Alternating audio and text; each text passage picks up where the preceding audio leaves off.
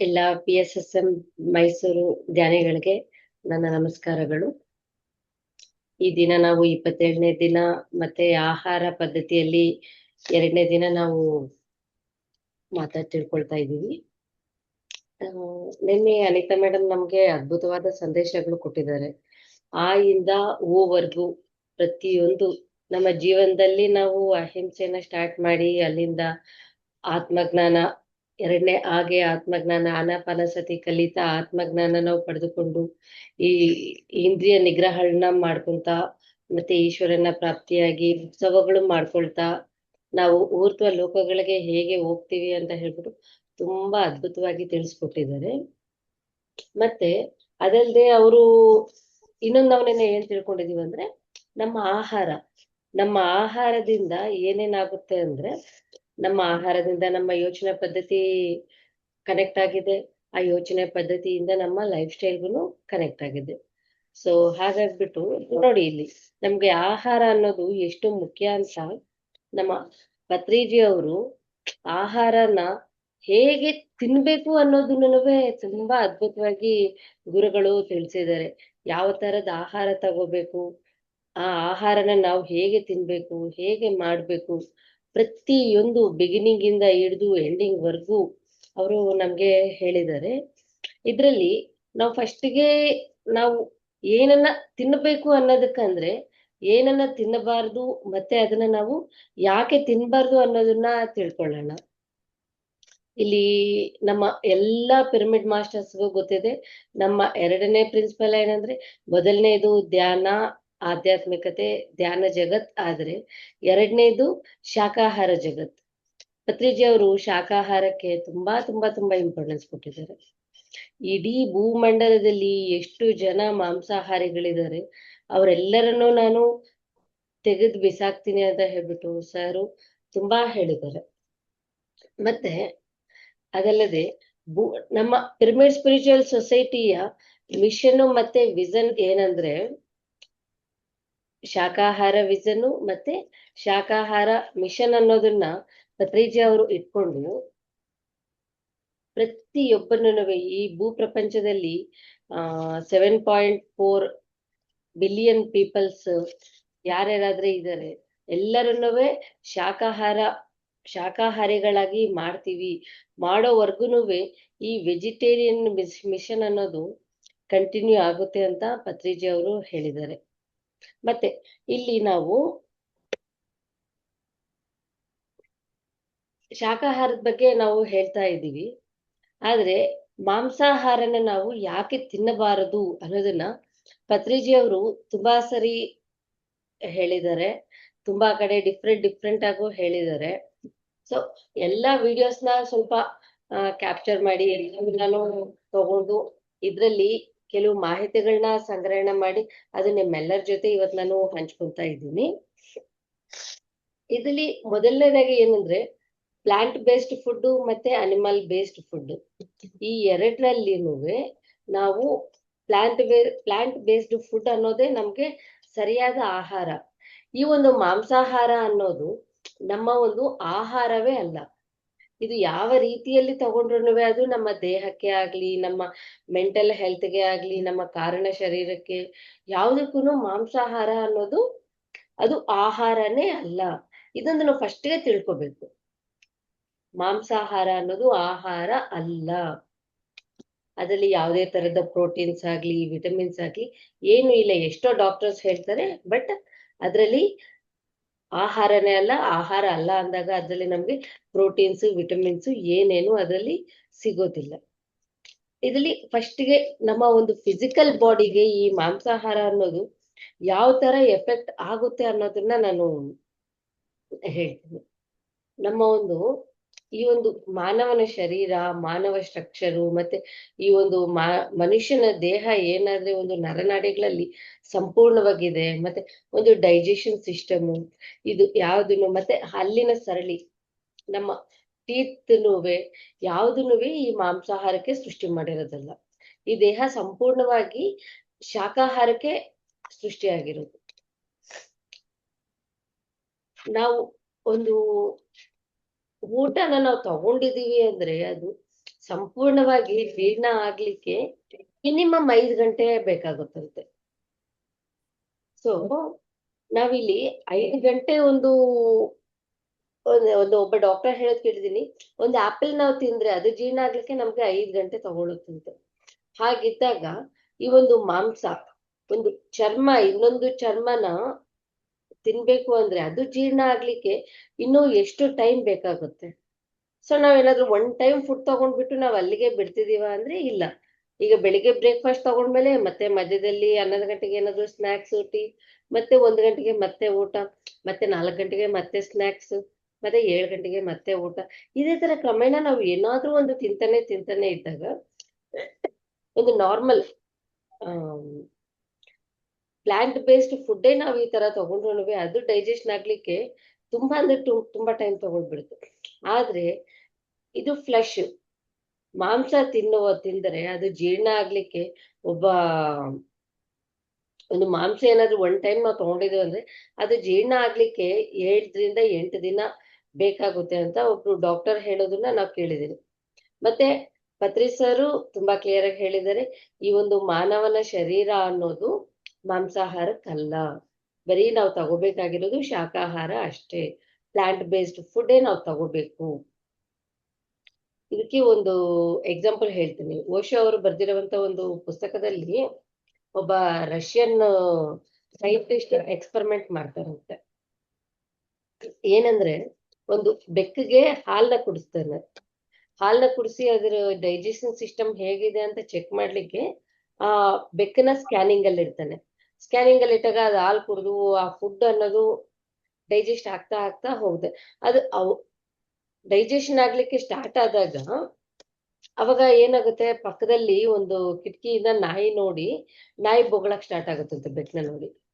ಅವಾಗ ಈ ಒಂದು ಬೆಕ್ಕಿಗೆ ಭಯ ಆಗ್ಬಿಟ್ಟು ಡೈಜೆಷನ್ ಸಿಸ್ಟಮ್ ಅಲ್ಲಿಗೆ ನಿಂತೋಗ್ಬಿಡುತ್ತೆ. ಅಲ್ಲಿಗೆ ಡೈಜೆಷನ್ ಸಿಸ್ಟಮ್ ನಿಂತೋದ್ರೆ ಅಷ್ಟರಲ್ಲಿ ಒಂದು 20 ಮಿನಿಟ್ಸ್ ಮತ್ತೆ ಡೈಜೆಷನ್ ಸ್ಟಾರ್ಟ್ ಆಗ್ಲಿಕ್ಕೆ ಬೆಕ್ನಲ್ಲಿ ತಗೊಳುತ್ತೆ ಟೈಮ್. ಆ 20 ಮಿನಿಟ್ಸ್ ಅಲ್ಲಿ ಏನಾಗುತ್ತೆ, ಅದು ಕುಡ್ದಿರುವಂತ ಹಾಲು ಕಂಪ್ಲೀಟ್ ಆಗಿ ಸಾಲಿಡ್ ಆಗ್ಬಿಡುತ್ತೆ, ಗಡ್ಡೆ ಕಟ್ಟೋಗುತ್ತೆ ಅದಕ್ಕೆ ಹೊಟ್ಟೆಯಲ್ಲಿ. ಅವಾಗ ಆ ಸಾಲಿಡ್ ಡೈಜೆಸ್ಟ್ ಆಗ್ಲಿಕ್ಕೆ ಇಟ್ ಟೇಕ್ಸ್ ತುಂಬಾ ಟೈಮ್, ತುಂಬಾ ಅಂದ್ರೆ ತುಂಬಾ ಟೈಮ್ ತಗೊಳ್ತೈತೆ. ಒಂದು ಬೆಕ್ಕಿಗೆ ಅದೊಂದು ಲಿಕ್ವಿಡ್ ಫುಡ್ ತಗೊಂಡ್ರು ಅದು ಡೈಜೆಷನ್ ಆಗ್ಲಿಕ್ಕೆ ಅದೊಂದು ಭಯದಿಂದ ಇದ್ದಾಗ ಆ ಫುಡ್ ಸಾಲಿಡ್ಗೆ ಹೋದಾಗ ಅದು ಜೀರ್ಣ ಆಗ್ಲಿಕ್ಕೆ ಅಷ್ಟೊಂದು ಟೈಮ್ ತಗೊಳುತ್ತೆ. ಅಂದ್ರೆ ನಾವು ತಗೊಳ್ತಿರೋದೇ ಒಂದು ಸಾಲಿಡ್ ಫುಡ್.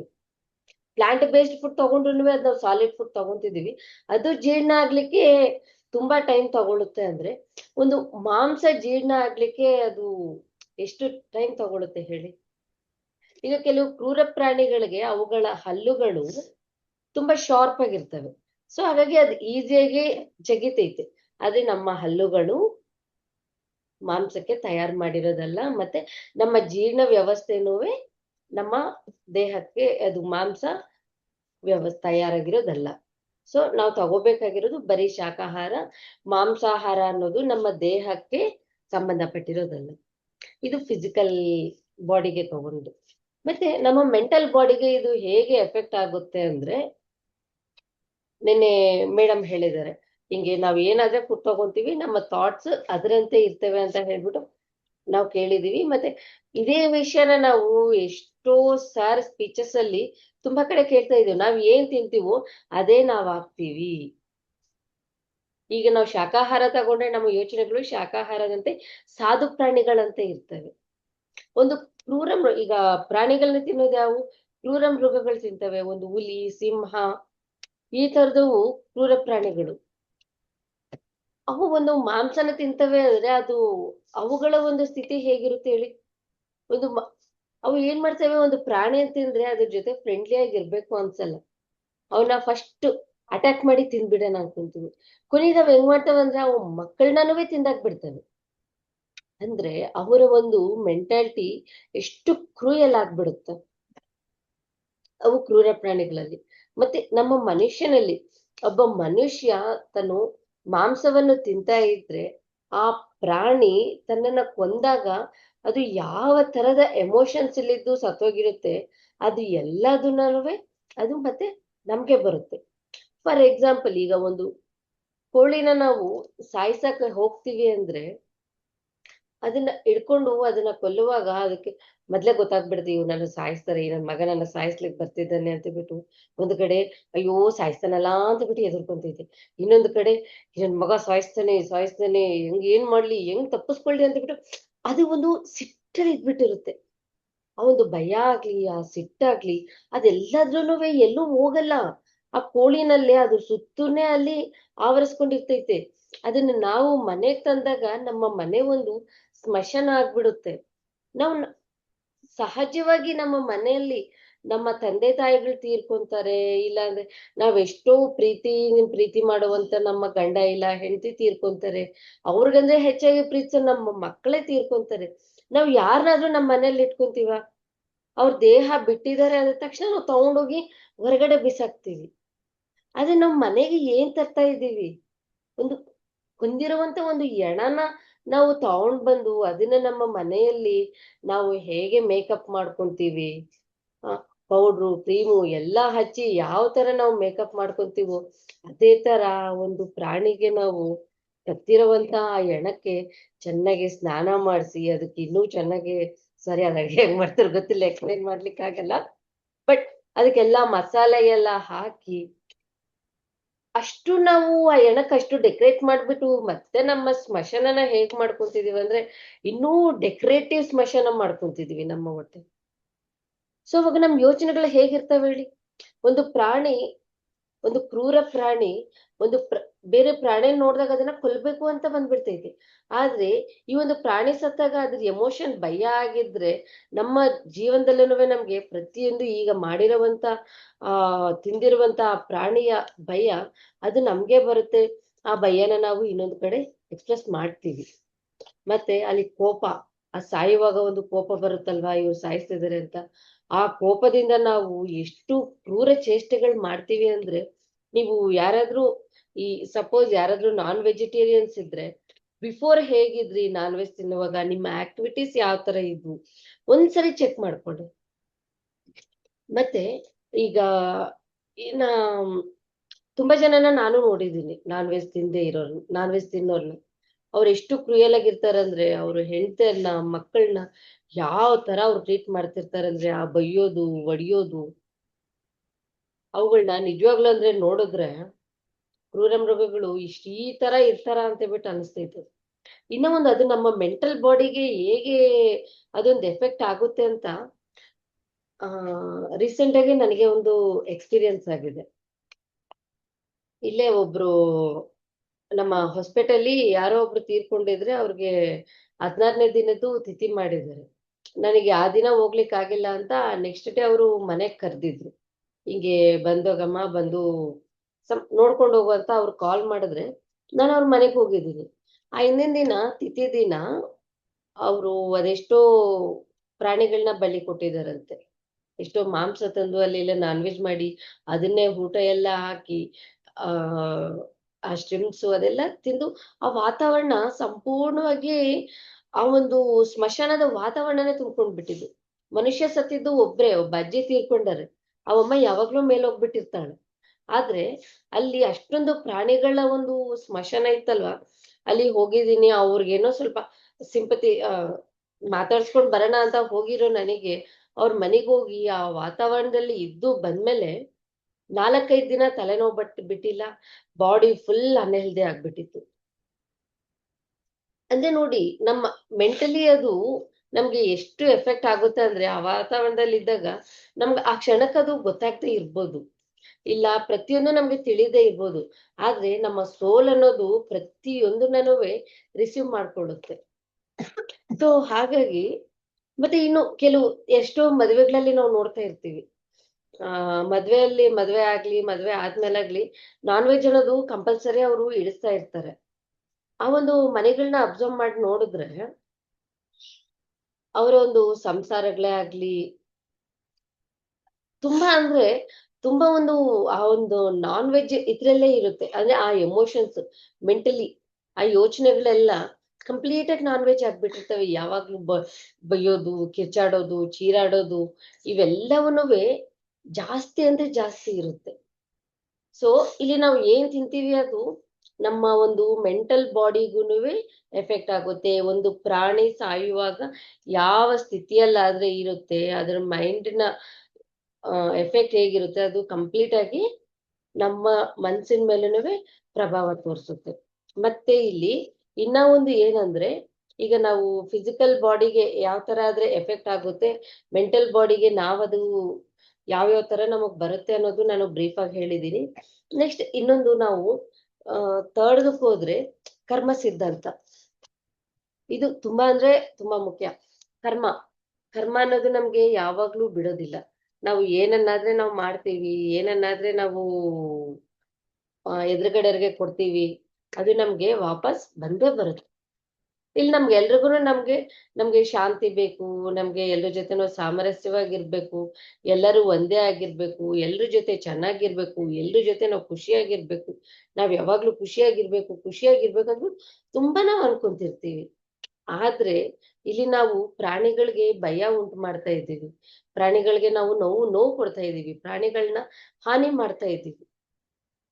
ನಾವು ಇಷ್ಟು ಎಲ್ಲ ನೆಗೆಟಿವ್ ಆಗಿ ಮಾಡ್ತಾ ಇದ್ಬಿಟ್ಟು ನಮ್ಗೆ ಹ್ಯಾಪಿನೆಸ್ ಬೇಕು, ಶಾಂತಿ ಬೇಕು ಅಂದ್ರೆ ಅದು ಎಲ್ಲಿಂದ ಬರುತ್ತೆ? ನಾವು ಅದಕ್ಕೆ ಭಯನ್ ಕೊಟ್ರೆ ಅದು ನಮ್ಗೆ ಭಯನೇ ಕೊಡ್ತೈತಿ. ಅದನ್ನಕ್ಕೆ ನಾವು ಹಾನಿ ಮಾಡಿದ್ರೆ ಅದು ನಮ್ಗೆ ರಿವರ್ಸ್ ಆಗಿ ಆ ಕರ್ಮ ಅನ್ನೋದು ನಮ್ಗೆ ಹಾನಿಯನ್ನೇ ಉಂಟು ಮಾಡ್ತೈತಿ. ಇಲ್ಲಿ ನೋಡಿ, ನಾವು ಯಾವುದೇ ಒಂದು ಅನಿಮಲ್ನ ಆಗ್ಲಿ, ಮತ್ತೆ ಬರ್ಡ್ಸ್ನ ಆಗ್ಲಿ, ಇಲ್ಲ ನೀರಿನಿಂದ ಫಿಶ್ನೇ ಆಗ್ಲಿ, ಅದನ್ನ ತೆಗೆದು ಅದನ್ನ ನಾವು ಕೊಲ್ತಾ ಇದ್ರೆ ಆ ಕರ್ಮ ಮತ್ತೆ ನಮ್ಮನ್ನೇ ಕೊಲ್ಲುತ್ತೆ, ಆ ಕರ್ಮ ನಮ್ಗೆ ಅಪಾಯ ಮಾಡುತ್ತೆ.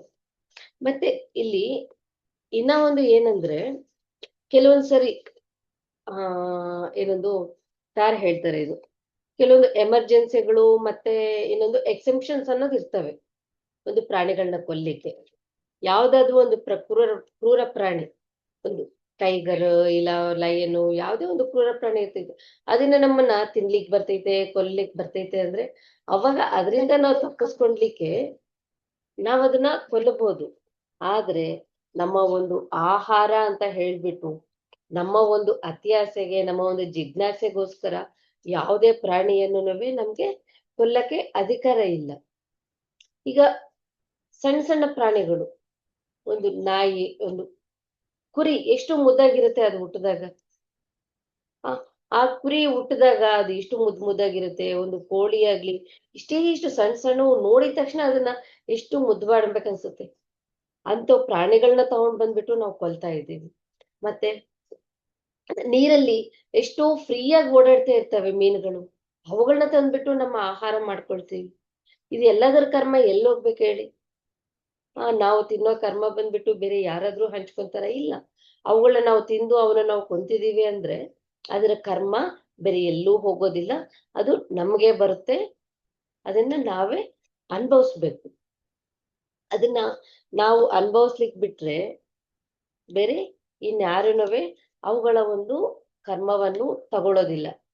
ಮತ್ತೆ ಇಲ್ಲಿ ನಮ್ಗೆ ಇನ್ನೊಂದು ಡೌಟ್ ಬರ್ಬೋದು, ಈಗ ಕ್ರೂರ ಮೃಗಗಳು, ಹುಲಿ ಆಗ್ಲಿ, ಸಿಂಹ ಆಗ್ಲಿ, ನರಿ, ಇವೆಲ್ಲವನ್ನೂ ಬೇಟೆಯಾಡಿ ಬೇರೆ ಪ್ರಾಣಿಗಳನ್ನ ತಿಂತಾವಲ್ವಾ, ಮತ್ತೆ ಅದಕ್ಕೇನು ಕರ್ಮ ಇಲ್ವಾ ಅಂತ ಹೇಳ್ಬಿಟ್ಟು ಡೌಟ್ ಬರ್ಬೋದು.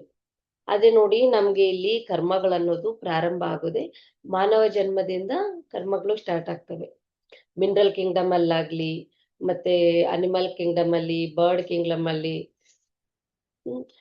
ಮತ್ತೆ ಫಿಶ್ ಕಿಂಗ್ಡಮ್ ಅಲ್ಲಿ, ಇದು ಯಾವುದ್ರಲ್ಲೂ ಕರ್ಮ ಅನ್ನೋದು ಆಡ್ ಆಗೋದಿಲ್ಲ. ಫಸ್ಟ್ ನಮ್ಗೆ ಇಲ್ಲಿ ಕರ್ಮ ಸ್ಟಾರ್ಟ್ ಆಗೋದೇ ಒಂದು ಮಾನವನ ಜನ್ಮದಿಂದ. ಹಾಗಾಗಿ ನಮ್ಮ ದೇಹಕ್ಕೆ ಆಗ್ಲಿ, ನಮ್ಮ ಕರ್ಮಗಳಿಗೆ ಆಗ್ಲಿ, ನಮ್ಮ ಮನಸ್ಸಿಗೆ ಆಗ್ಲಿ, ಇದು ಮಾಂಸಾಹಾರ ಅನ್ನೋದು ಇಲ್ಲಿ ನಮ್ಗೆ ಆಹಾರವೇ ಅಲ್ಲ. ಹಾಗಾಗಿ ಮಾಸ್ಟರ್ಸ್ ತಿಳ್ಕೊಳ್ಳಿ, ನನಗೆ ತಿಳಿದಿರುವಂತ ವಿಷಯಗಳನ್ನ ಹೇಳಿದ್ದೀನಿ. ನಮ್ ಕಣ್ಮುಂದೆ ಎಷ್ಟೋ ಜನ ಮಾಂಸಾಹಾರ ತಿಂತಾನೆ ಇರ್ಬೋದು, ಆದ್ರೆ ಅವರು ಯಾವ ರೀತಿ ರಿಸೀವ್ ಮಾಡ್ಕೊಳ್ತಾರ ಅನ್ನೋದು ನಿಮಗ್ ಗೊತ್ತಿರ್ತೈತೆ.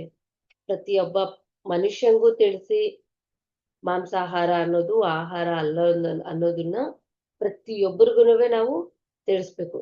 ಪತ್ರಿಜಿ ಅವರು ಹೇಳಿರೋ ಹಾಗೆ ಈ ಒಂದು ವೆಜಿಟೇರಿಯನ್ ಮಿಷನ್ ಅನ್ನೋದು ಎಲ್ಲರೂ ಪ್ರತಿಯೊಬ್ರು ಶಾಕಾಹಾರಿಗಳು ಆಗೋವರೆಗೂ ಈ ಮಿಷನ್ ಅನ್ನೋದು ಕಂಟಿನ್ಯೂ ಆಗ್ತಾನೆ ಇರುತ್ತೆ ಅಂದಿದ್ದಾರೆ.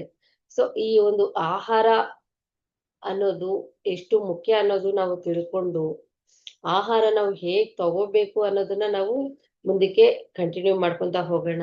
ಮಾಂಸಾಹಾರ ಅನ್ನೋದು ಆಹಾರವೇ ಅಲ್ಲ. ನಮ್ಮ ಆಹಾರ ಭೂಮಿಯಿಂದ ಬಂದಿರುವಂತ ಆಹಾರವೇ ನಮ್ಮ ಆಹಾರ. ಸೊ ಇವತ್ತು ಈ ಒಂದು ಶಾಕಾಹಾರದ ಬಗ್ಗೆ ಹೇಳಿ ಮಾಂಸಾಹಾರ ತಗೋಬಾರ್ದು, ಯಾಕೆ ತಗೋಬಾರ್ದು ಅನ್ನೋದನ್ನ ನಾನು ನನಗೆ ಗೊತ್ತಿರೋ ಹಾಗೆ ಪ್ರತಿಯೊಂದು ತಿಳಿಸಿದ್ದೀನಿ. ಸೊ ಈ ಅವಕಾಶ ಕೊಟ್ಟಿರೋದಕ್ಕೆ ಎಲ್ಲಾ ಮಾಸ್ಟರ್ಸ್ಗೂ ಧನ್ಯವಾದಗಳು. Thank you.